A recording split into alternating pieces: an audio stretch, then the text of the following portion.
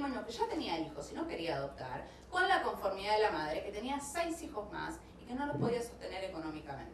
Entonces, esto es uno de los temas que se está debatiendo a nivel judicial.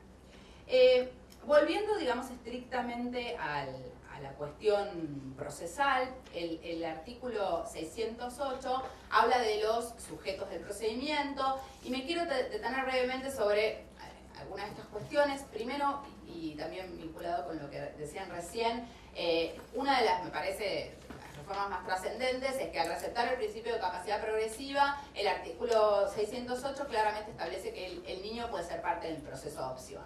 No todo niño, dice, el niño es parte en términos procesales cuando tenga edad y grado de madurez suficiente. Creo que esta norma debe complementarse con el 595 que exige el consentimiento para la adopción a los niños mayores de 10 años. De manera tal que, a mi criterio, el niño va a ser parte en un juicio de adopción a partir de los 3 años, de los 10 años, y a partir de los 10 años tiene derecho a presentarse con asistencia letrada. De hecho, si vemos lo que ocurre en la práctica, es muy común que a partir de esta edad los chicos se presenten con asistencia letrada y se los tenga por parte. Es decir, acá habría como una especie de madurez anticipada vinculado con este consentimiento que el 595 exige para la adopción. Por otro lado, también con relación a esto, es importante resaltar que se ha dejado bien en claro que los progenitores son parte de la declaración judicial de adoptabilidad, que también van a ser parte, en un punto, por más que el código no lo diga expresamente, durante el lapso de la guarda. Es decir, como el código nada dice, yo creo que hasta tanto, o mientras dure la guarda, también los progenitores pueden ser parte. Pueden hacer peticiones, pueden apelar las decisiones.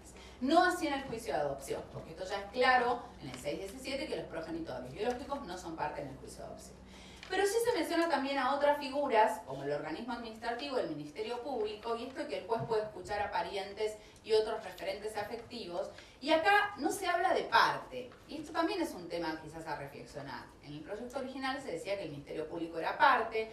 Acá pareciera que se habla de una actuación de tipo accesoria que se correspondería con esta función complementaria que impone el artículo 103, pero lo cierto es que esto no obsta que el asesor de menores o el defensor, como lo llamamos acá, sea parte en un proceso de adopción, en un proceso de declaración judicial de adoptabilidad, en la guarda y en la adopción. Es decir, el defensor tiene derecho a apelar, tiene calidad de parte indiscutible en este tipo de procesos.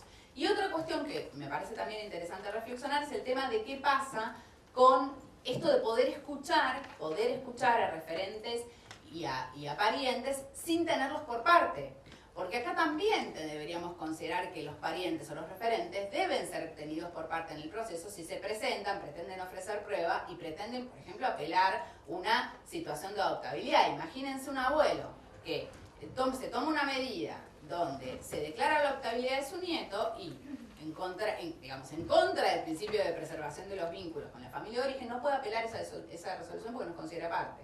Es decir, estas también son cuestiones que quizás son mínimas, pero en la práctica se han flexibilizado y se ha decidido que todos los intervenientes en un proceso de estas características son considerados parte. Con relación a demás reglas de procedimiento, soy muy breve porque en rigor lo que hacemos nosotros en la práctica es cuando elegimos dentro de los legajos que remite, preseleccionados, que remite el RUAGA, y en esto también aclaro porque el código habla de que los legajos los selecciona el RUAGA y el organismo administrativo. En realidad los legajos los elige el registro, ¿sí? El registro tiene que elegir los legajos, esa es su función. Nosotros dentro de estos legajos vamos a elegir, se supone que en la resolución de adoptabilidad se establece un plazo de 10 días para que estos legajos sean remitidos, y la selección de estos legajos se puede hacer conjuntamente con la autoridad administrativa o la puede hacer el Poder Judicial. Esto dependerá de cada situación. Una vez que nosotros tenemos elegido el legajo, y el artículo 603 establece que debemos entrevistar al niño, en general al niño ya lo entrevistamos, obviamente, y lo conocemos, si tiene edad mínimamente para expresarse, y si no la tiene lo habremos visto directamente, y si no, más allá de este conocimiento previo, en general uno lo vuelve a entrevistar, es decir, o va al hogar a visitarlo y le comenta cuál es su situación, porque también hay que explicarle a un niño, trabajar en que este niño va a ser adoptado, y repito, este duelo que tiene que hacer con la familia y demás. Entrevistamos a los postulantes y la práctica indica que en general, antes del otorgamiento de la guarda, y no con objetivo de dilación, sino con objetivo de asegurarnos el éxito de este vínculo, se determina un proceso de vinculación previo. Es decir, nosotros ordenamos un proceso de vinculación que será mayor o menor en cuanto a su extensión en función de las características del caso y de la edad del niño. En general con bebés es muy corto y con niños más grandes es mayor. Una vez que este proceso de vinculación se entiende que se ha solidificado, con un seguimiento del RUAG en el caso Capital Federal, con seguimiento del hogar, con seguimiento del juzgado, ahí otorgamos la guarda, recién ahí otorgamos la guarda, y el código establece que el plazo de guarda puede ser de 3 a 6, un máximo de 6 meses, en rigor. Dependerá también de la edad y la circunstancia del caso. Cuando hablamos de un bebé lo vamos a establecer por 3, 4 meses. Cuando hablamos de un chico más grande yo prefiero que sean 6 meses y no 3.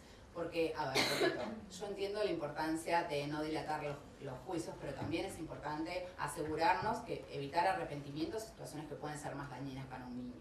Entonces, como nosotros en este plazo hacemos un seguimiento, un control de la guarda, es fundamental que estemos seguros antes de avanzar en otros pasos legales.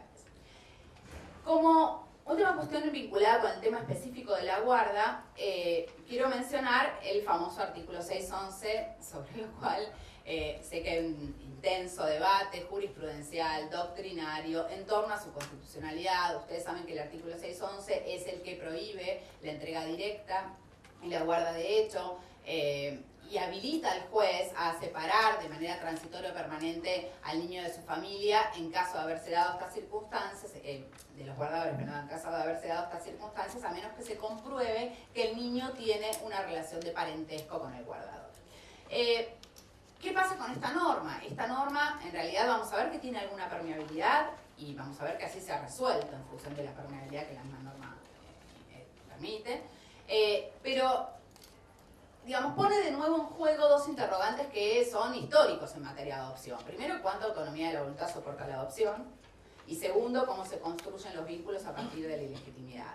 Creo que son los dos grandes interrogantes. Considero que en cuanto a cuánta autonomía de la voluntad soporta la adopción, yo entiendo que hay posturas doctrinarias o jurisprudenciales que defienden el derecho de la madre y su libertad a poder dar en adopción al hijo a las personas que ella decida, pero comparto en lo personal la postura que sostiene que una vez que la madre abdica de su responsabilidad parental, tal libertad no existe y el niño queda bajo la protección del Estado. Y es el Estado el único organismo autorizado para poder decidir el destino de este niño. Desde la interdisciplina, Ghiberti explica que la entrega directa en un punto excluye al Estado como garante de los derechos del niño y vuelca la adopción en una cuestión meramente contractual en donde el Estado queda como apartado de la protección que debe dar al niño. Y en este sentido, Ghiberti explica también que habría que diferenciar y tener en cuenta cuáles son los verdaderos deseos de las personas que quizás recurren a este tipo de sistemas, y ella distingue entre la necesidad del hijo y el deseo del hijo. Y considera que la necesidad del hijo tiene que ver más con satisfacer un vacío personal, por ejemplo, no poder procrear naturalmente, y que el deseo del hijo es el verdadero, es la verdadera intención de incorporar al niño en una familia, de reconocer sus diferencias y de aceptarlo. Entonces ella entiende que en los casos de entrega directa muchas veces está presente esta necesidad y no el verdadero y real deseo.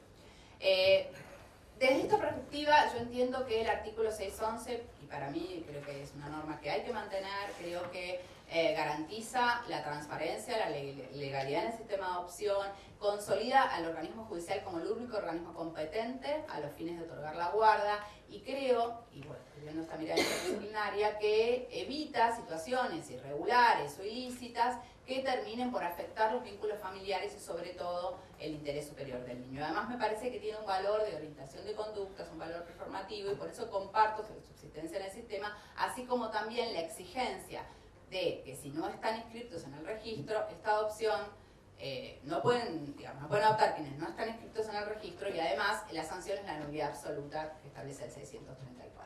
De todos modos, como decía, siempre hay que ver el caso concreto. Es muy difícil aislarse el caso concreto. Y esto la misma norma lo permite, porque la norma no impone al juez una automática separación del niño de los guardadores, lo habilita.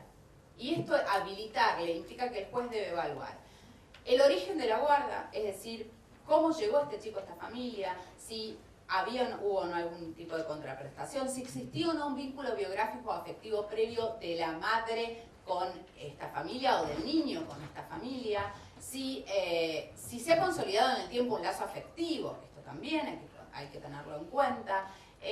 Estas circunstancias son las que harán al juez decidir por mantener al niño en esta situación o apartarlo de los guardadores. Y en esto ustedes saben que hay muchísimos fallos, porque desde Fornerón en adelante, Fornerón destaca el hecho de que el transcurso del tiempo sabemos que fortalece las relaciones afectivas y que después se genera una situación de hecho que es irremediable. La propia Corte Suprema de Justicia, antes de la sanción del Código, ha convalidado una guarda de hecha con una entrega directa de una mujer de 60 años con una bebé recién nacida que al momento de la sentencia tenía 2 años y medio, diciendo que se le generaba un daño al niño por separarlo de la guardadora. Muchos fallos han sido dictados en este sentido. La Corte Suprema de la Provincia de Buenos Aires del 2015 como de los más relevantes, y ha habido fallos incluso que han declarado la inconstitucionalidad del 611 por, digamos, habiendo decidido la permanencia del niño con sus referentes y guardadores. Ojo, se trataban muchos casos de referentes afectivos y los niños estaban con estos referentes por decisión de la autoridad administrativa. Cuestión que también es importante resaltar. Yo también lo resolví en un caso de este tenor en este sentido, porque el chico estaba hacía 4 años con una vecina, pero no por una situación con un origen irregular, sino porque había sido tomada una medida excepcional con el medio comunitario. Entonces el chico ya había consolidado vínculos y no había ninguna situación irregular en el origen de esta guarda. Sí, ya termino. De todos modos, repito, lo que hay que evaluar es cuál es el daño para el niño. Y Giberti también, ella dice que no siempre la separación en sí implica un hecho de tipo traumático, permanente o determinístico en el destino del niño, sino que es una experiencia negativa, pero en algunas situaciones el hecho de que el niño pueda pasar a una familia respetuosa de sus derechos y respetuosa de la ley puede ser conveniente. Como último punto en cuanto a la adopción, quería mencionar una cuestión que en la práctica se nos presenta como un problema, que es el artículo 616 que determina que el juez debe iniciar de oficio el juicio de adopción. Es decir, nosotros no desconocemos la oficiosidad como principio relevante en materia de familia.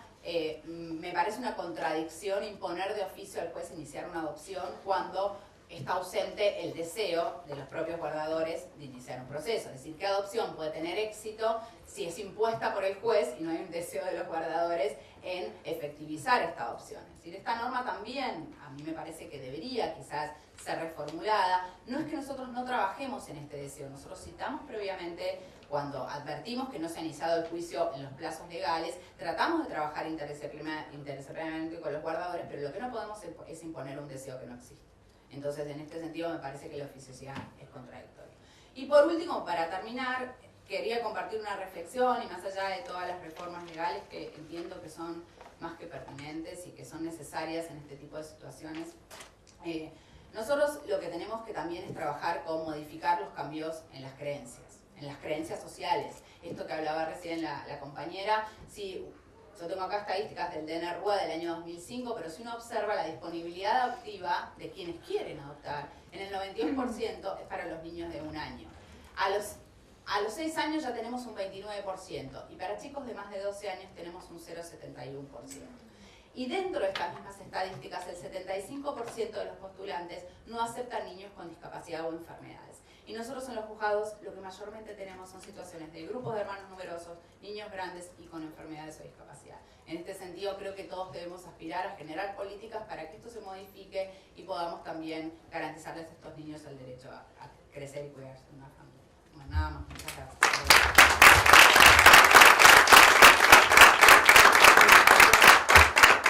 Muchas gracias, María Victoria. A continuación, el doctor Horacio Herbes, consultor legislativo del Colegio Público de Abogados de la Capital Federal, asesor en asuntos legislativos y enlace entre el Colegio Público de Abogados de la Capital Federal y el Honorable Congreso de la Nación, diplomado en Derecho Parlamentario de la Universidad Abierta Interamericana y autor de trabajos sobre necesidad de legislar en forma eficaz, disertará sobre las objeciones constitucionales a la nueva Ley de Adopción número 24.779, requisitos de la norma y el interés superior del niño. Bien, buenas tardes, muchas gracias por la invitación. En la persona del presidente Jorge Rizzo, el presidente del Colegio Público de la Capital Federal. Como ustedes saben, el colegio tiene distintos institutos académicos, entre los cuales está el Instituto de Derecho de Familia. También hay una comisión que tiene que ver con la niñez y la adolescencia, donde se trabaja mancomunadamente respecto de aportar distintas soluciones a las distintas normas legislativas, ya sea en lo académico como en lo legislativo. Ustedes dirán, ¿por qué? La ley nuestra, la 23.187, no solamente es una ley que contempla el control de la matrícula y el ejercicio profesional de la Capital Federal, sino que tiene otras obligaciones que debe cumplir la institución, entre las cuales está su artículo 20, se establece en el artículo 20 que tenemos que colaborar con la Administración de la Justicia y tenemos que colaborar con los poderes públicos en la legislación en general. El tema que nos aboca al día de la fecha, obviamente, acá la doctora fue muy clara. Yo comparto muchas de las observaciones que ha hecho la doctora, en que algunos artículos por ahí ameritan ser, digamos, reformulados, pero me parece que tenemos que ver también que la ley que acá había de referencia, la 24.779, que ya prácticamente es de la legislación anterior, porque el nuevo Código Civil ha modificado el texto del capítulo que tiene que ver con el modelo de la adopción. Toda la legislación anterior no estaba acorde a lo que era la Convención del Niño. Tengan en cuenta que la Convención era persistente a la reforma. Yo creo que hoy el Estado argentino está en deuda todavía con la Convención del Niño. Acá, como lo decía la colega, tenemos muchas deudas que cumplir legislativamente y también como Estado, y creo que como sociedad también. ¿Por qué digo como sociedad? Porque ustedes saben que la legislación va en base a las demandas sociales. Hoy las demandas sociales, como decía acá el doctor Torres, que también comparto, hay nuevas demandas sociales en el sentido que hay nuevas familias, hay nuevos derechos, están las distintas protecciones, como él daba el ejemplo del derecho animal. El derecho animal, simplemente hago un paréntesis, el colegio fue la primera institución que creó una comisión de derecho animal, hoy lo transformamos en Instituto de Derecho Animal, fue una comisión pionera. Hemos logrado con el apoyo del colegio el tema de la carrera de los galgos, que se prohíba, que era una aberración. Nosotros también aportamos, yo en lo personal y con distintos colegas aportamos en un proyecto de ley que tiene que ver, que le estamos dando identidad como sujeto de derecho no humano a los animales, al menos domésticos. Es un proyecto que está en la Cámara de Diputados de tratamiento. Hay distintas iniciativas que tienen que ver con el derecho animal, que me parecen muy bien. Pero me parece que como se ha avanzado tanto en esta demanda social de la protección de los animales, me parece que en materia de niños y niñas adolescentes, me parece que estamos bastante atrasados en materia de legislación. Yo creo que nos tenemos que poner a los tiempos que estamos viviendo. Tengan en cuenta que las demandas sociales, hoy tenemos nuevas familias, tenemos nuevas demandas. Ustedes saben, últimamente se han hecho inscripciones de hijos, digamos, de 3 padres, o sea, tenemos todos nuevos vínculos y nuevos sujetos de familia que tienen que ser contemplados por la legislación.